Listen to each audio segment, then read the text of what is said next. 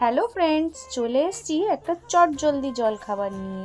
আমাদের বাড়িতে হঠাৎ করে কোনো গেস্ট চলে এলে তখন আমরা কি বানাতে পারি? আলু তো সবার ঘরেই থাকে। সেই রকমই একটা রেসিপি বলছি। আলুটাকে প্রথমে সেদ্ধ করে নিয়েছিলাম, তার মধ্যে দিয়েছিলাম ধনেপাতা কুচি, চিলি ফ্লেক্স, অরিগ্যানো, নুন আর কিছুটা কর্নফ্লাওয়ার। তারপরে ভালো করে জিনিসটাকে মেখে নিয়েছিলাম। মেখে নেওয়ার পরে ওর মধ্যে দিয়েছিলাম একটু সাদা তেল দিয়ে রেস্টে বসিয়ে নিয়েছিলাম। ততক্ষণে কড়াইতে তেলটা গরম হতে দিয়েছিলাম। তারপরে ছোট ছোট লেচির আকারে কেটে নিয়েছিলাম। কেটে নিয়ে কাঁটা চামচের সাহায্যে ঠিক এই রকম একটু ডিজাইন দিয়ে দিয়েছিলাম, মানে কাঁটা চামচ দিয়ে একটু চেপে দিয়েছিলাম।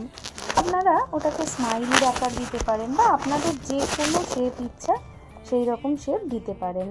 তারপরে সেইগুলোকে নিয়ে ওই গরম করা তেলে ভেজে ভেজে একে একে তুলে নিয়েছিলাম। রেডি। তারপরে সবাইকে সার্ভ করার জন্য সস দিয়ে। আমি অবশ্য এটা আমার ছেলের টিফিনে পাঠিয়েছিলাম। আপনারা সন্ধেবেলা মুখরোচক জলখাবার হিসাবে এটাকে ট্রাই করে দেখতেই পারেন। কেমন লাগলো রেসিপিটা জানাতে ভুলবেন না কিন্তু।